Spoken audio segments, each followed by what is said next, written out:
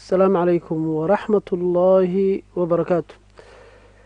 وكالنت هذه كمبيوترك الحمد لله اللهكم مهدسن انت اسكدب ما انتو حربا ان الدول استاغو وحير ودادكنا وبدامنا قلداتكو اسكالي هاي مهدسلات وبارلمنتري سوماليا كجرا هايدها الدولية السومالية sida daraaddeeda qaladaadka diinigiisan rabaa inaan sheego qaar ka mid ah oo ku salaysan hujuumka uu hujuumayo culummada xitaa diintii inuu ka dhiga wax siyaasadaysan diintii inuu siyaasadeen waxyaaluhu sameeyey idinkaa arki doontaan annagoo ku been abuurinaynin qofka mu'minka waxaa waaye ama muslimka waxaa waaye in xaqiiqda laga sheega oon isagana la dulminin facebook qoraalkiisa wuxuu ku soo bandhigay wax kasta inuu iska mucaarado taytalkaasa u bixiyeen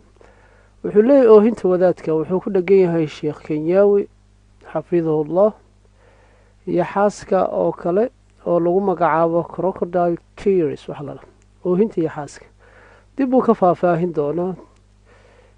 uu soo gabagaya wuxuu leeyahy aadanaha waa la murgaa waa la yeelaa saa la socotaan dhowaan sheekh kenyaawi wuxuu tegay wadanka soomaaliya khaasatan magaalada muqdisho hadafkuu u tegayna waxay ahayd inuu dadka soomaaliyeed ee dhibaatada kala gaartay oo qabiiladii lagu dagaalamay inuu cafi kala dhex dhigo dib u heshiisiin baa dhowr mar la qabtay laakiin xagga culammada iyo doorkooda inta badan lama sameyn wax la dhahayo ummadda intii laisu keena in lais cafiya sidaa daraaddeed marka sheekh kenyaawi wuxuu ku dhiiraday inuu tago magaalada oo uu arrintaas u fuliya markaad doonaysa inaad shay samaysaa waxaad u baahan tahay waxyaalo muhiim inaad sii ogaato kow waxaad u baahan tahay dadka aada rabtay inaad fariintaada gaarsiiso xadgeed kula kulmaysa dadka yaa waddanka talada gacanta ku hayo la weydiinaya inaad marta hay-adaa jira hay-ad wasaaru diin al awqaaf lagu magacaabo sheekh wuu ku qasban yahay sababtoo ah dee waddan kasta wuxuu leeyahay nidaam la mara nidaamka inuu maro waa ku qasban yahay sheekh haddaad nidaamka soo marto rabto dadka fariintaada inaad gaarsiiso taa macnaheeda maahin inaad dowladda aada taageersan tahay keliya waxaan rabaa laba arrimood inaan kala qado dowladda waa dowladdeenu dadkao dhan aan wada leh dowladda dad baynu u dooranaa oo dhowrkii sano xukunka noo qabta waa la bedelaa siday doonaan ha ku yimaadaan qaladii sax ama corruption ha bixiyaan laakiin waxaan uga jeedaa dowladda aada adiga dooratay ee waddanka joogtaa way yeelan kartaa qaladaadka waa in lagula xisaabtama oo kor loo sheega maahin inaad guulwado noqoto tiraahda qaladkii dowladdana indhahan ka qabsan waxay saxdana waan waxoo dhanba qalad baan ka dhigi walaalkeen kheyr allaha siiya mahad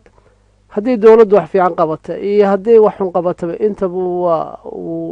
waa dadka aada uga soo horjeeda waana ninkii aada la socotaan isagoo wasiir ah runtii dowladda etoobiya heshiis la galay oo la og yahay oo xaaladiisaad ka warqabtaan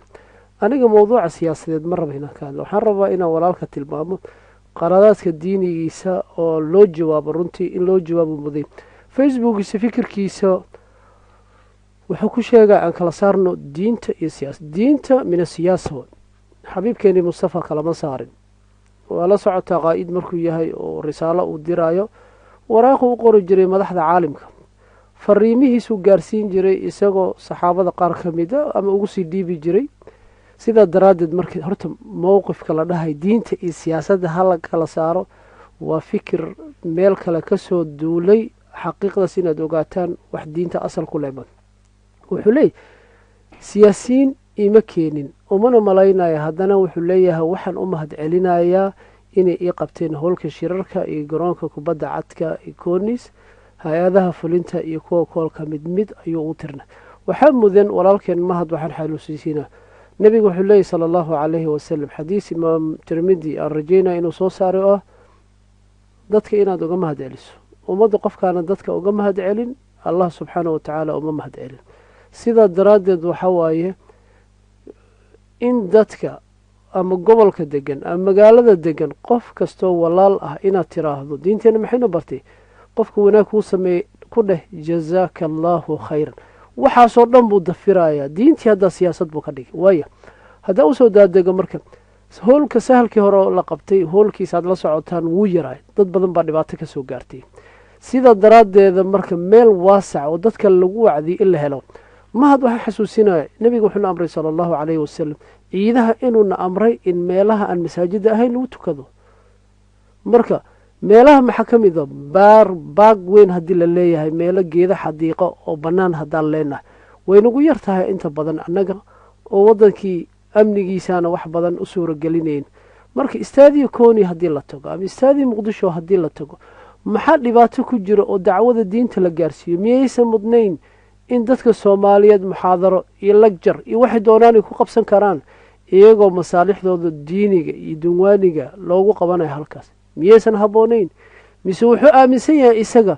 inuu ku soo qeydo keliya dadka masaajida keliya ha ku ekaadaan ha cibaadaystaan arrintaas arrin shaqaynaysa ma wuxuu leeyahay intaad dad akhriso waxaa qabtaa shirarka siyaasi xafladaha nabad iyo nolol sidoo asaga hadalka u dhigay masaajida iyo barxadaha waaweyn ee magaalada ku yaala sida abu hurayra iyo bakaaraha hurwaa iyo isbahaysiga marwaas maxaa loogu qaban waaya oo loogu soo aroori waayo macnaheedu wuxuu leeyahy dadka imaadeen haddaa shacabka iyagii soo xilqaameen xitaa dowladda baabuur ku soo qaadoo soo aroorisay haddii marba dacwadii dadka in la wacdiya inay dadka iswanaajiyaan inay dadka ilaahay subxaanahu watacaala diintiisa ku cafiyaan haddii la rabay dadka xumaanta in laga saaro wuxuuba taagan yahayba waa mowduuc ay dowladda nabad iyo nolol wadato halkaasuu ka baxay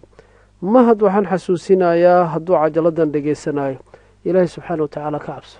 niyahow ilaahay ka cabso oo ilaahay waxaad uga cabsataa culammada aada runtii aada afka ku taagaysana ka joog dad baa hore social media ugu taagay maantana ay waxay ku hadlaayaan aan la garanayn ilaahay wuu mudan yahay inuu ku fadeexeeyo haddaaba adduunyada ku ceebaysan tahay oo ceebahaaga la ogyahay waxa waaye inaad diinta iyo dadka dacwada loo sheegaya ka hor leexato aladiina yasuduuna can sabiili illah ha noqonin dadka diinta dadka ka hor istaaga ha noqonin allah sheekha muxuu dadka ku waaninaya wuxuu lahay wax kale maa suuratu nuur waliyacfuu waliyasfaxuu war dadka ha iscaafiyaan war ha isgacan qaadaan alaa tuxibuuna an yakfira allahu lakum qowlkiisii halahaasoo ah aniga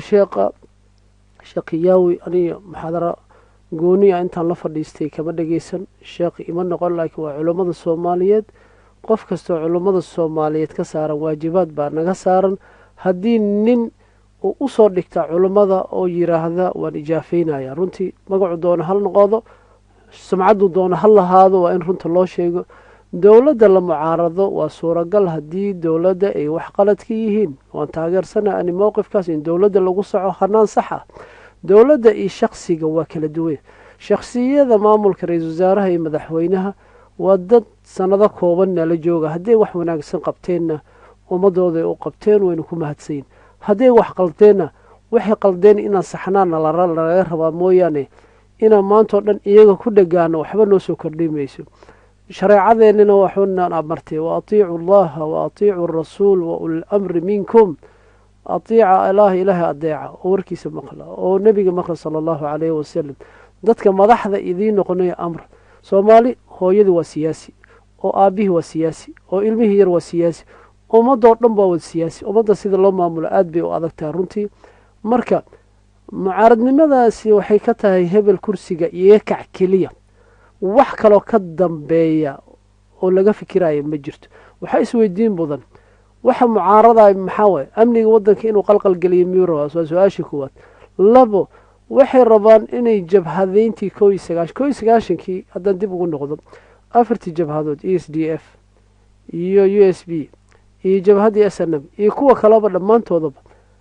maxay isku bahaysteen waxay isku bahaysteen rajiimkii siyaad barre in la rido waaba la riday laakiin qorshe haddii la rido maxaa la samaynaa muusan diyaarsanayn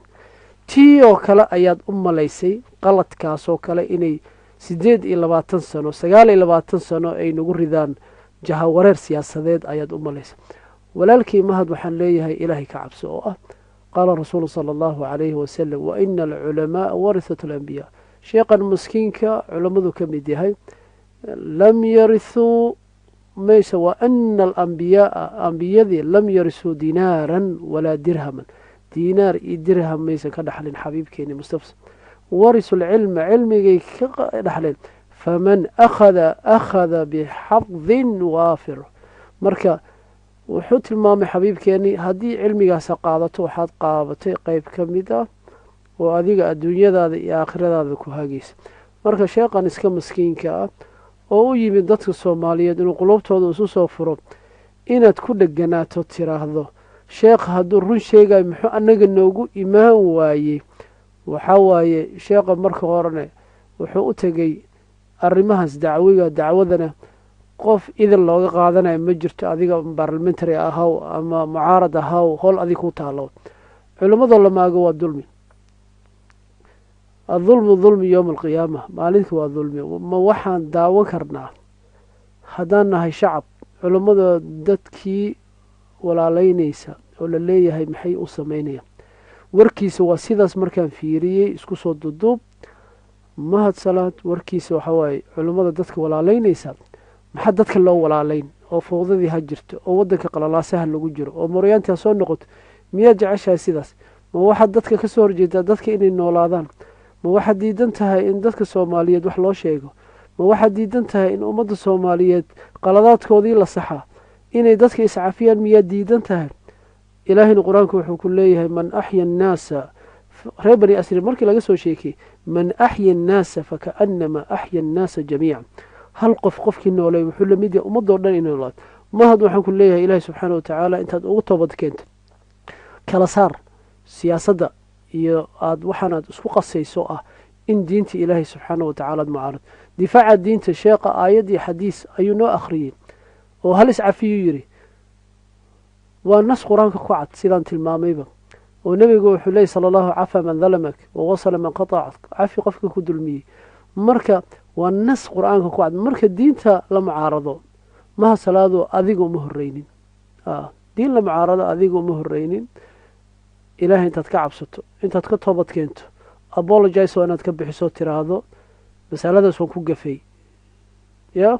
shacabkan aad u sheegto dadka soomaaliyeed maxaa nala gudboon aniga waxaan qabaa kaabeyn ka dhan runtii mahad salaad hadduu sidan u dhaqmayo runtii marka hore siyaasad iyo niman bay ishaayeen laakiin haddii wuxuu noogu soo galay mar dhow waxaa kusoo xigta salaada waxawaaye jamaaca kuma tukan kartid waxaa noogu soo xigta wuxuu doonay inuu iska sheega ilaan waxawaaye hadduusan qofka uusan xishoonaynin oo ilaahay uusan ka cabsanaynin wuxuu rabuu ku hadlay oo muxuu leeyahay nabiga sala allahu calayhi wasalam xadiiskii abi hureyra wuxuu leeyahy idaa lam tastaxyi fasnic maa shi'ta haddaadan xishoonaynin waxaad doonta samee waxaan leeyahay walaalaha soomaaliyeed meel kastoo ay dhegeysanay waxaan mudannahay diinta inaan difaacno waxaan mudannahay dadka noocan oo kale ah ee horboodka ah ee noogu jira xukuumadda runtii oo haddana diinteena usoo dhigay xagga diinta waa inuu iska difaacno ani kama hadlaya qabiil kama hadlaya siyaasad waxaan ka hadlayaa arrimaha diinta iyo arrimaha diinida ee na quseeya annaga waxaan idin leeyahay meel kastoo duniyada ka joogtaanba waxaa idinkaga tegay amaano allah